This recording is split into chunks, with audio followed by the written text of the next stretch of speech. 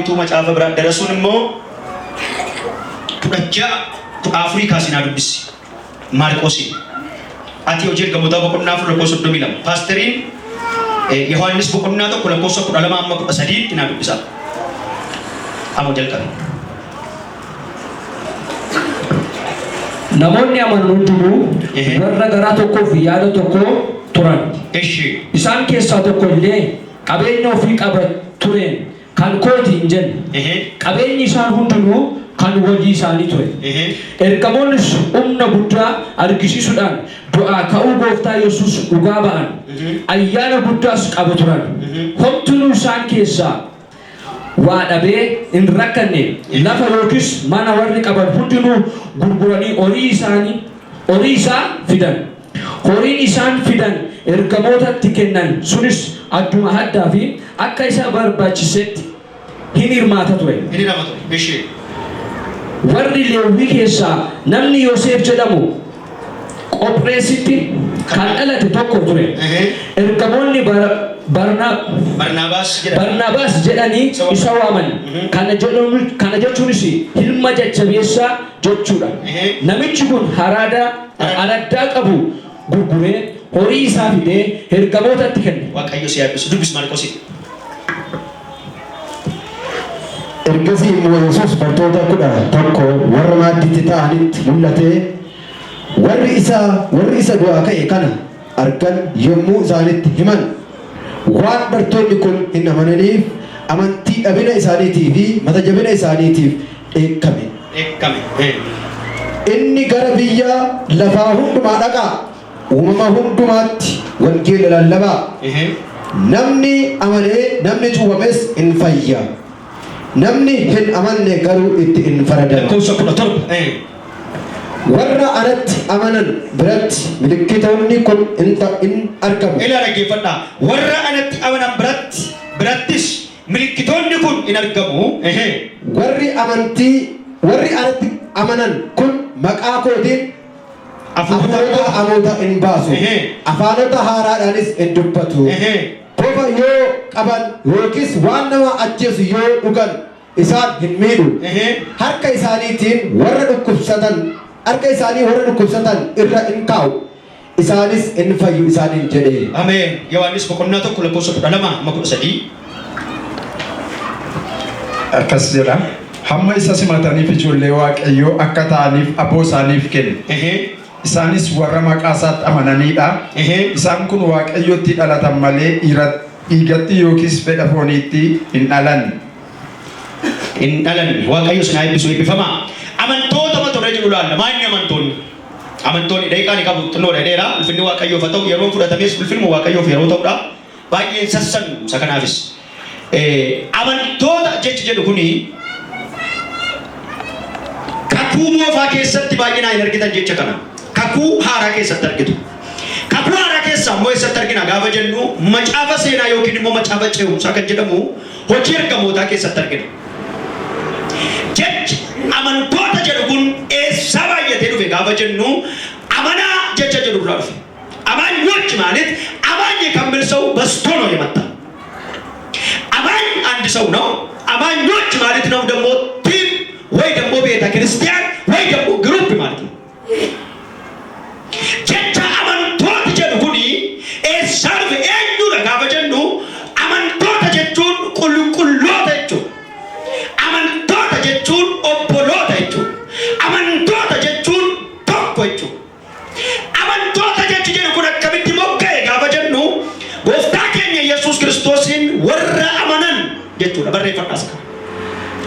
Amaanyi ማለት በጌታ በኢየሱስ ክርስቶስ ያመነ ሰው ማለት ነው። ወይ ደግሞ አማኞች ማለት በጌታ በኢየሱስ ክርስቶስም ያመነ ወይ ደግሞ ያመነ አንድ ላይ ደግሞ ያመኑ አማኞች ተብሎ ይጠራሉ። እኙት አመነን ጋፈ ጀኑ ጎፍታ ኬኛ ኢየሱስ ክርስቶስ እቲ ወሪ አመነን ኩን አመንቶት ጀዳነ ዱካ አመንቶት አይዳጋ አመንቶት ዱላጋ ማሊ አከቀበን ማል ማለ ከፈካተን ይላልሙ ገሩ ወር ጀዳ ወራ አመነን ጀዳነ ኩታ መጫፈ ቁልቁሉ ዮሐንስ ቦቆና ተቆስ ደነቃ ማርቆስ ይስነነቃ ወሪ አነት ያመነን ይላረገ ፈጣ ኤንዱሳን አመንቶት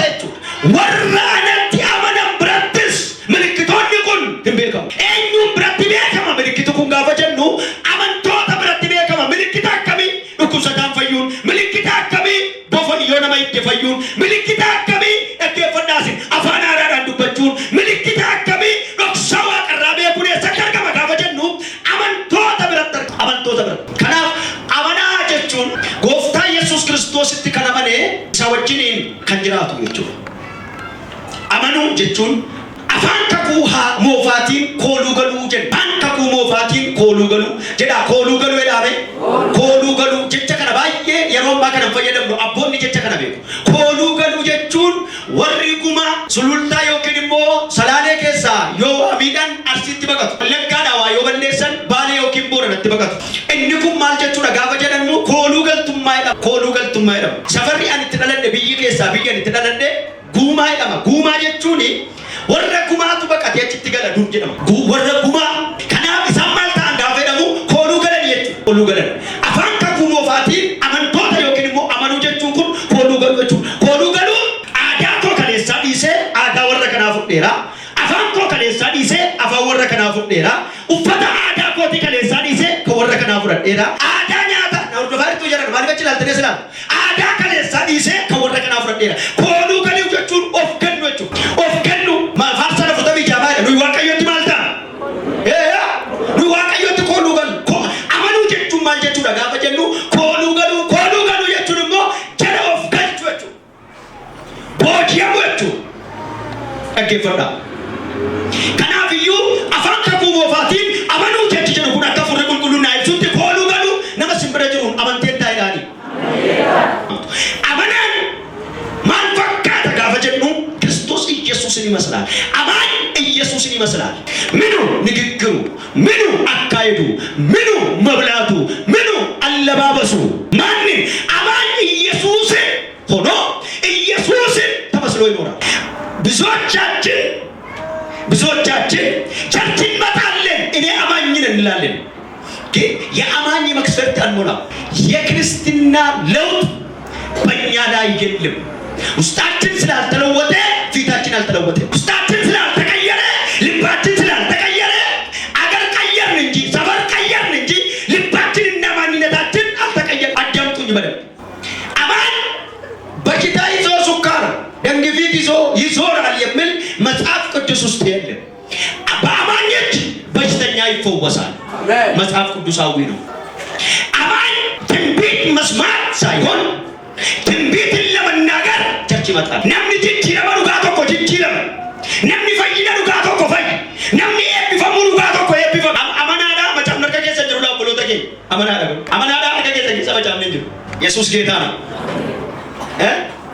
ፈይ ነመታይ ሞቱማ ወቆቲ ገሊቴ በጎንፎ ሙረዳ አሜን ጅራ ጅጅረሚቲ ኤርገሞታ ወጅን ክሩቤሊ ወጅን ሱራፌሊ ወጅን ሞቱማ ወቆ ኬሰ ፋርፈዱ አንሞ የሮሰነን አገልጋይ ተየቱንዳ ሲማ ወጅን አመና ተየ ኢየሱስን ፋርፈዱ። ከናፍ እዩ አመንቶተ ጀቹን ነሞተ ጅጅረመን ጀቹ የተቀየሩ ነምኒ ኮሉ ገሉ ዱበደ ከናን ዱረደ ደደቤ ዱበደ ነምኒ ኮሉ ገሉ ፈተሳ ጅጅረቴ አፋንሳ ጅጅረቴ ከናፍ ነምኒ ጅጅረመ ጋፈ ጀኑ ኢነመኔ ጋፈ ጀኑ ተለወጠ ምን አይነት ነው? መንፈሳዊ ለውጥ ከሌለ አንድ ሰው አማኝ ማለት እንደኔ ከባድ ነው። መንፈሳዊ ለውጥ ማለት ከበሽታ ተፈውሶ ምስክርነት አይደለም። መንፈሳዊ ለውጥ ማለት ልባዊና አይምሮአዊ ለውጥ ማለት ነው። ያልተለወጠ ልብ ደግሞ እዛም ቃልቻ ተሸክሞ ቸርች ውስጥ ቃልቻ ተሸክሞ ይቀመጣል። ያልተለወጠ ልብ እዛም ከጥንቆላ ጋራ እዚህም ከጥንቆላ ጋራ ይቀመጣል። ምንም ፕላስቲክ ምንም ይቃጠላል እንጂ ምንም ጥቅም የለውም። የተለወጠ ሰው ግን እዛም ቃልቻ ነቃጥሎ እዚህም ቃልቻ ነቃጥሎ ከፍ ብሎ ይኖራል። ነገኝ ይሰካል። ነምኒ ጅጅረምኔ አትንትስ ከሌሰስ ቃልቻ ባታ አስንትስ ሳልባጅ ጅጅረት መኔ ቃልቻ ባቴታ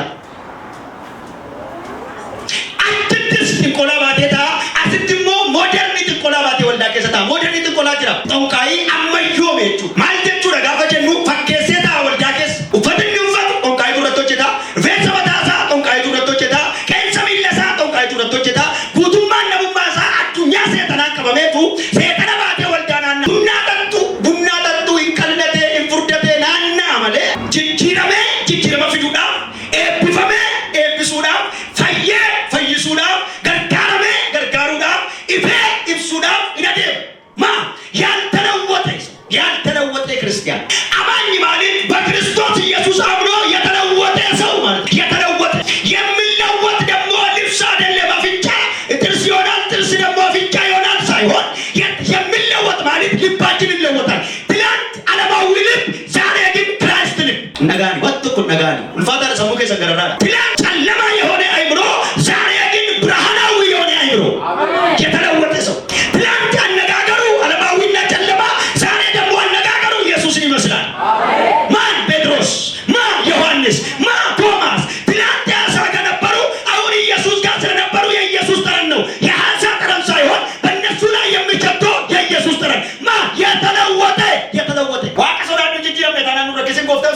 nu rakkise.